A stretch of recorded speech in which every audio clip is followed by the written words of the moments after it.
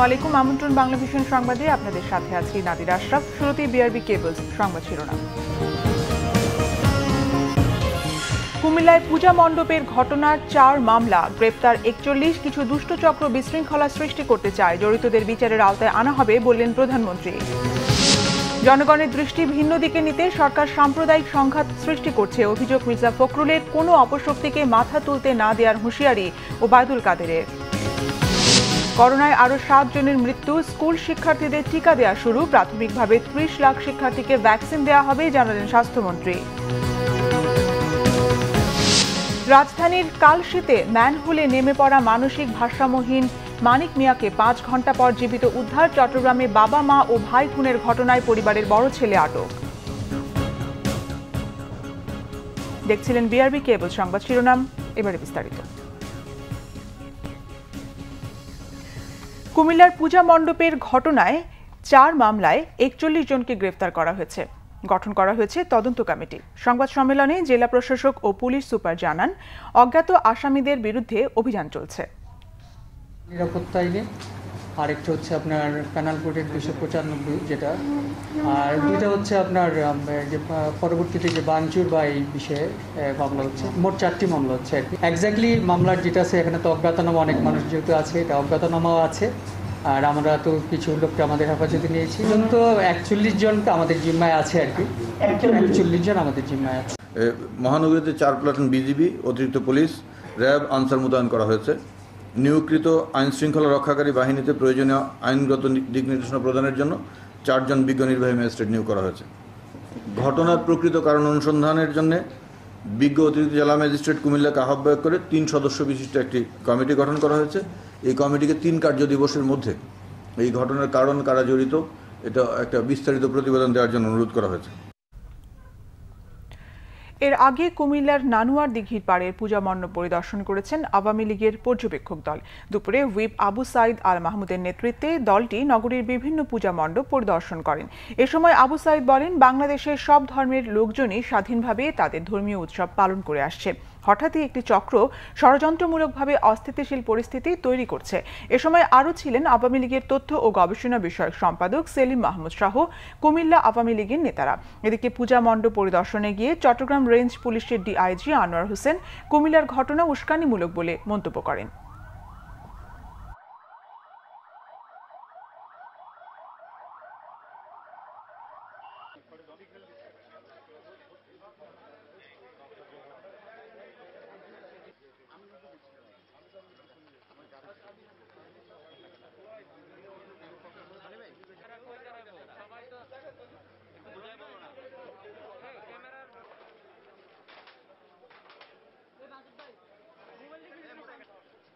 দেশকে অস্থিতিশীল করবার জন্য, বাংলাদেশকে অস্থিতিশীল করে দেশ বিরোধী চক্রান্ত বাস্তবায়ন করবার জন্য কোনো একটি নির্দিষ্ট পক্ষ এইখানে ষড়যন্ত্রমূলকভাবে পবিত্র কোরআনকে সামনে এনে একটি অস্থিতিশীল পরিস্থিতির সৃষ্টির চেষ্টা করছে। আমরা দেশবাসীর প্রতি অনুরোধ করব, এই সাম্প্রদায়িক সম্প্রীতির দেশে সকল ধর্মের মানুষ স্বাধীনভাবে তাদের ধর্মবিশ্বাস, তাদের ধর্মীয় আচার অনুষ্ঠান পালন করবে। সবাই যেন ধৈর্য এবং সহনশীলতার সঙ্গে এই পরিস্থিতির মোকাবেলা করেন। এদিকে কুমিল্লার ঘটনাকে উদ্দেশ্যমূলক চক্রান্তের চেষ্টা বলে মন্তব্য করেছেন স্বরাষ্ট্রমন্ত্রী আসাদুজ্জামান খান কামাল। সচিবালয়ে আইনশৃঙ্খলা বাহিনীর সদস্যদের সঙ্গে বৈঠক শেষে এমন মন্তব্য করেন তিনি। স্বরাষ্ট্রমন্ত্রী বলেন, তদন্ত শেষ না হওয়া পর্যন্ত কোনো বিষয়ে নিশ্চিত হওয়া সম্ভব নয়। তবে যারা ঘটনাকে পুঁজি করে অরাজকতা সৃষ্টির চেষ্টা করবে তাদের বিরুদ্ধে কঠোর ব্যবস্থা নেওয়া হবে। একটি মহল দেশের সাম্প্রদায়িক সম্পর্ক বিনষ্টের চেষ্টা করছে জানিয়ে স্বরাষ্ট্রমন্ত্রী বলেন, ষড়যন্ত্রের সাথে জড়িত সবার বিরুদ্ধে ব্যবস্থা নেওয়া হবে। দেশের কোথাও কোনোভাবেই আর যেন বিশৃঙ্খলা সৃষ্টি না হয় সেদিকে নজরদারি রয়েছে বলেও জানান তিনি। স্বরাষ্ট্রমন্ত্রী জানান, কুমিল্লার গ্রেফতার প্রক্রিয়া চলমান থাকবে। মন্দিরগুলোতে নিরাপত্তায় আনসার বাহিনীর দায়িত্ব পালন করবে বলেও জানান স্বরাষ্ট্রমন্ত্রী।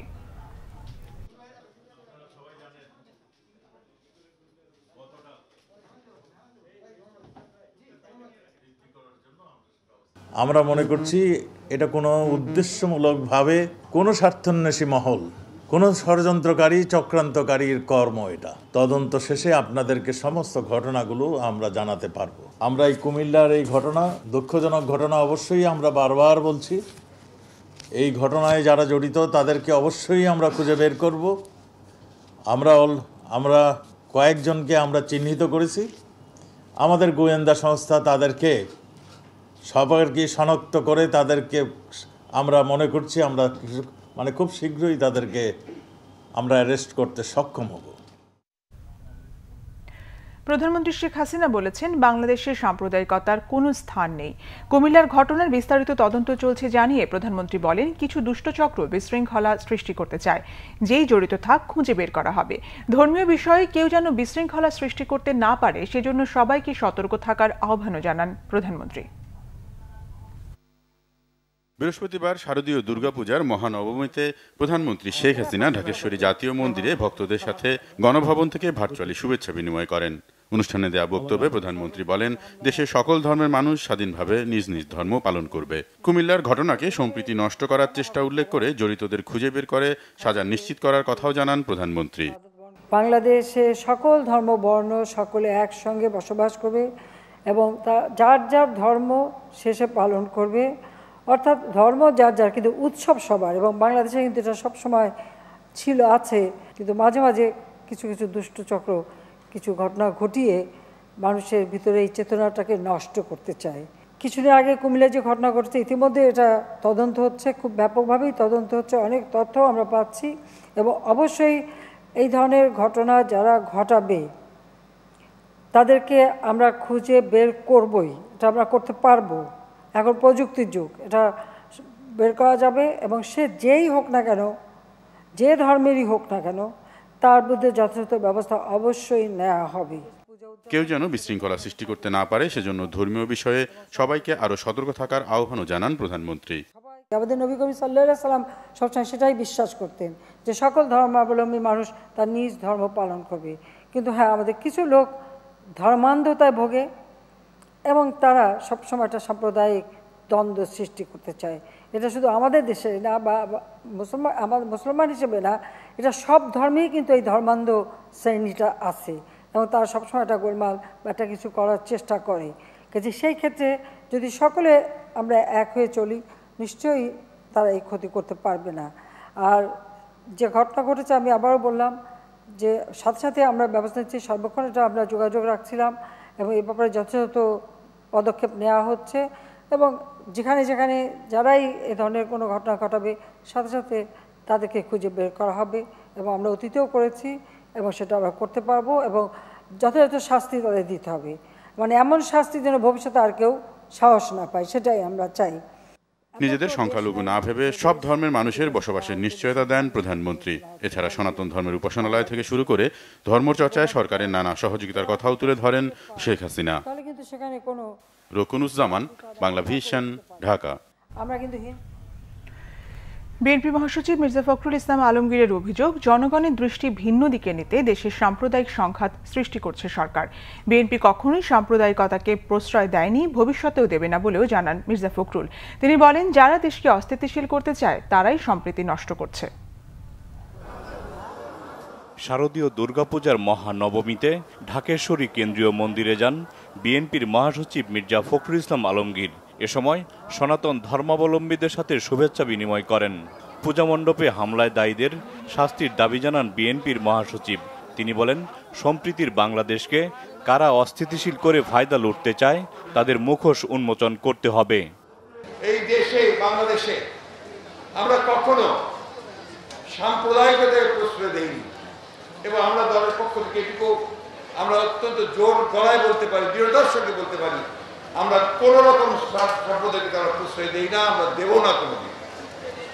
যে কয়েকটি ঘটনা আপনার ঘটেছে, আমরা বিশ্বাস করি যে এই ঘটনাগুলো সম্পূর্ণভাবে দুর্বৃত্তরা এবং আপনার যারা চায় যে এই দেশে একটা অশান্তি সৃষ্টি করবে, যারা চায় যে এই দেশে আপনার সাম্প্রদায়িক সম্প্রীতি বিনষ্ট করবে, তাদের প্ররোচনায় এই ধরনের ঘটনা ঘটেছে।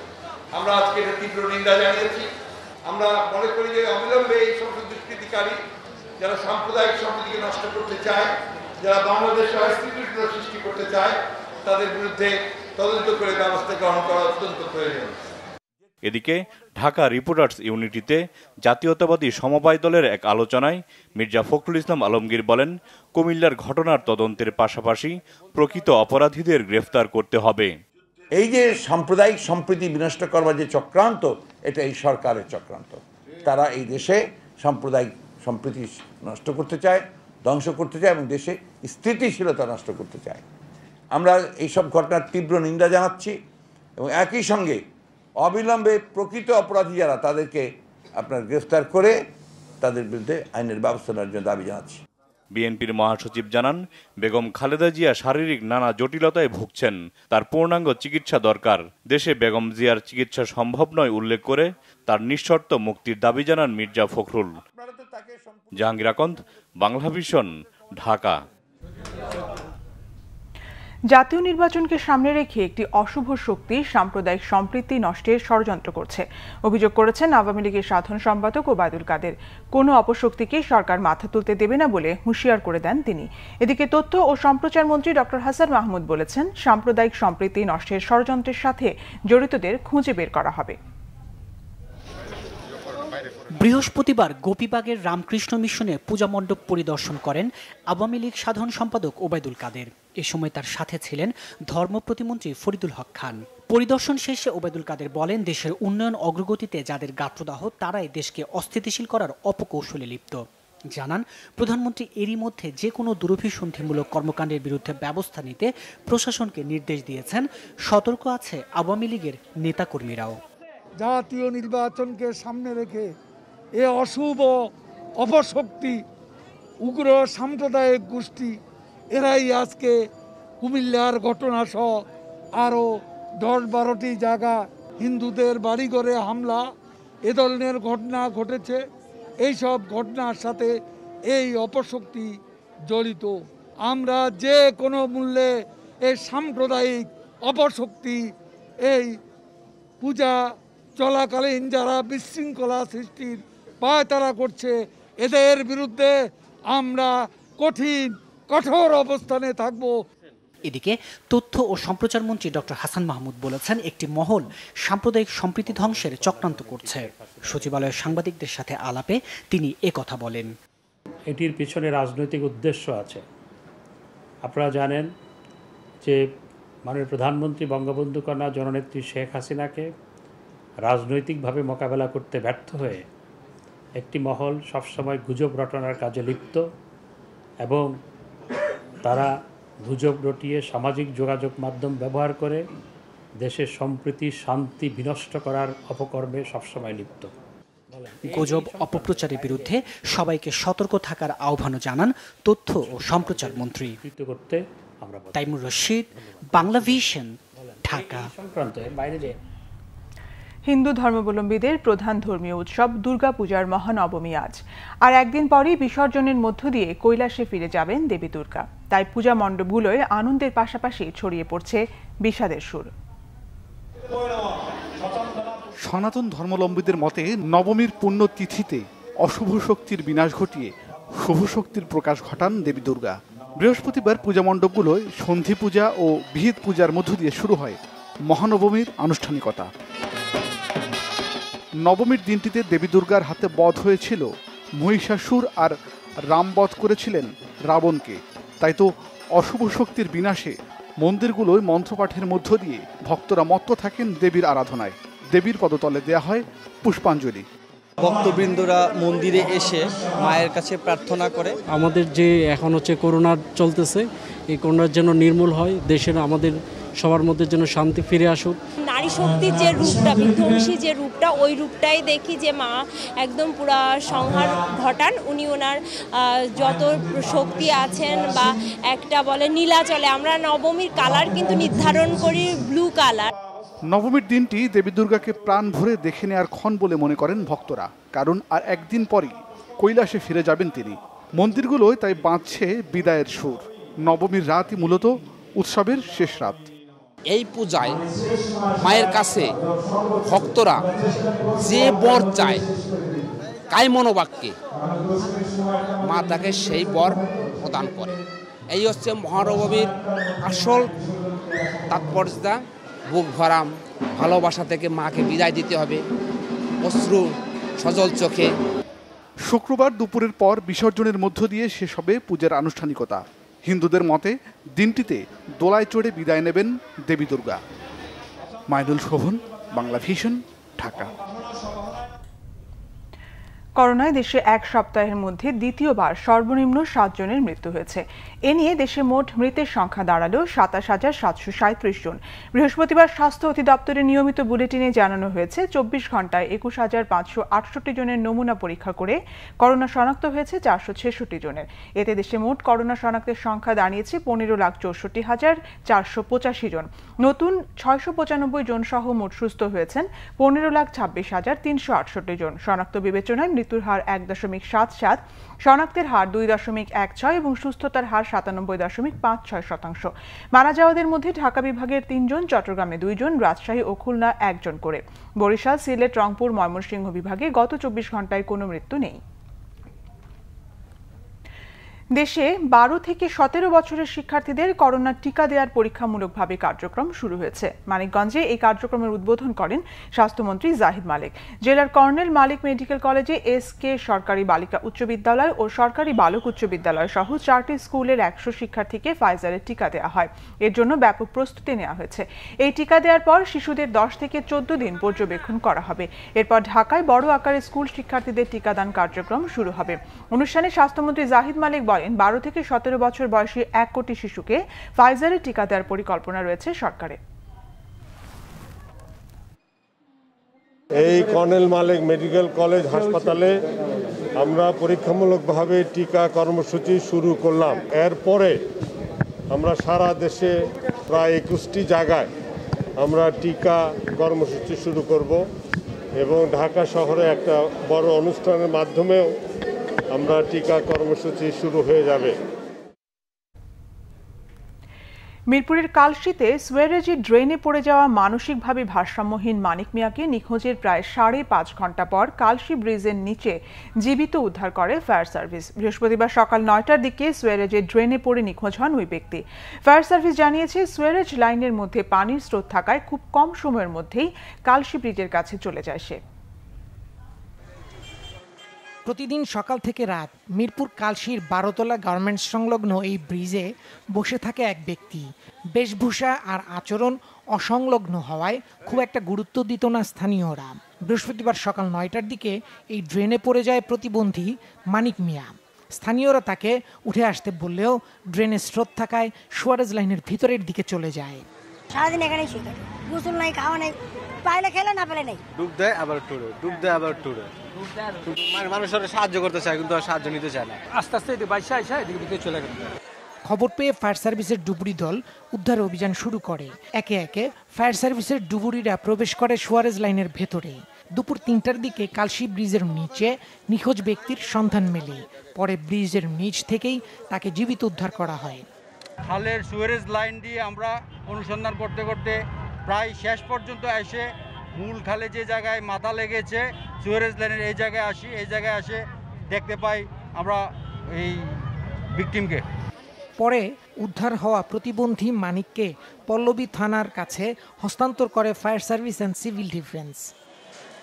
দীপন দেওয়ান, বাংলা ভিশন, ঢাকা। চট্টগ্রামের মিরসরাইয়ে একই পরিবারের 3 জনকে গলা কেটে হত্যা করেছে দুর্বৃত্তরা। সম্পত্তি নিয়ে বিরোধের জেরে এই হত্যাকাণ্ড বলে ধারণা পুলিশের। ঘটনায় জড়িত সন্দেহে আটক করা হয়েছে ওই পরিবারের বড় ছেলে সাদ্দাম হোসেনকে। বৃহস্পতিবার ভোরে চট্টগ্রামের মিরসরাই উপজেলার সোনাপাহাড় এলাকার মোস্তফা সওদাগরের বাড়িতে ডাকাত পড়েছে জানিয়ে এক যুবক ফোন করেন 999-এ। ঘটনাস্থলে যায় পুলিশ। বাড়ির মূল ফটক ও ঘরের দরজা ভেতর থেকে বন্ধ ছিল।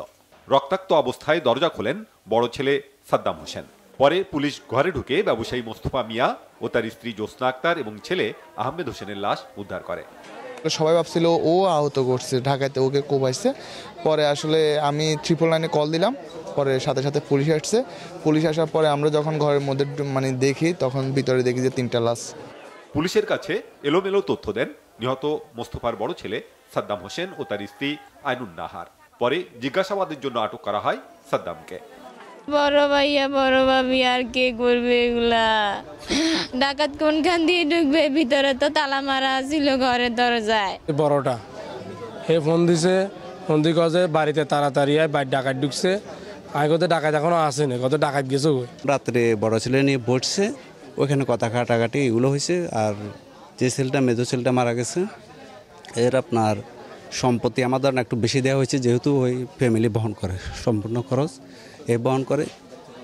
এটা নিয়ে হয়তো বা তাদের ভিতরে দ্বন্দ্ব হয়েছে। ঘটনাস্থলে ডাকাতির কোনো আলামত পায়নি আইন শৃঙ্খলা রক্ষাকারী বাহিনী। পরিকল্পিত হত্যাকাণ্ড বলে ধারণা পুলিশের।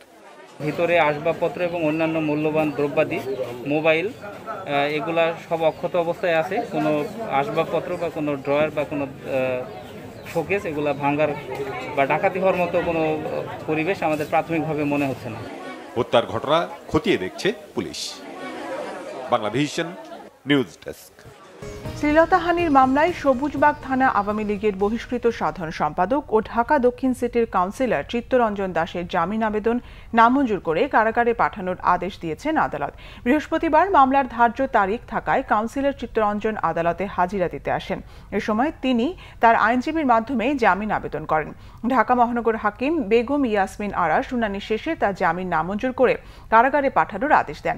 এর আগে গত 13 সেপ্টেম্বর 5,000 টাকা মুচলেকায় তার জামিন মঞ্জুর করেছিলেন অন্য এক আদালত। গত 11 সেপ্টেম্বর শ্লীলতাহানির অভিযোগে এক নারী চিত্তরঞ্জন দাশের বিরুদ্ধে মামলা করেন। এর জেরে সবুজবাগ থানা আওয়ামী লীগের সাধারণ সম্পাদকের পদ হারান চিত্তরঞ্জন। এই ঘটনায় 15 সেপ্টেম্বর তাকে দল থেকে বহিষ্কার করা হয়। জাতীয় প্রেসক্লাবে রাজনৈতিক অনুষ্ঠান বন্ধ করে মত প্রকাশের স্বাধীনতা হরণে সহযোগিতা করেছে ক্লাব কর্তৃপক্ষ, এমন অভিযোগ 90-এর ডাকসু ও সর্বদলীয় ছাত্র ঐক্যের। এক সংবাদ সম্মেলনে ডাকসুর তৎকালীন ভিপি আমানুল্লাহ আমান বলেন, প্রেসক্লাব ব্যবস্থাপনা কমিটির সিদ্ধান্তে ক্ষুব্ধ সাধারণ মানুষ। সংবাদ সম্মেলনে জানানো হয়, জাতীয় প্রেস ক্লাব অতীতে জাতির নানা সংকটে গুরুত্বপূর্ণ ভূমিকা পালন করেছে, কিন্তু হঠাৎ রাজনৈতিক সভা সমাবেশের সুযোগ বন্ধ করায় ক্ষোভ প্রকাশ করেন বিরোধী নেতারা। তাদের অভিযোগ, সরকারের গণতন্ত্র ও মত প্রকাশের স্বাধীনতা বিরোধী ঘৃণ্য তৎপরতাকে সহযোগিতা করল প্রেসক্লাব কর্তৃপক্ষ। এই সিদ্ধান্ত অবিলম্বে প্রত্যাহারের আহ্বান জানান তিনি। সংবাদ সম্মেলন থেকে অবিলম্বে দল নিরপেক্ষ সরকারের অধীনে নির্বাচনের দাবিও জানানো হয়।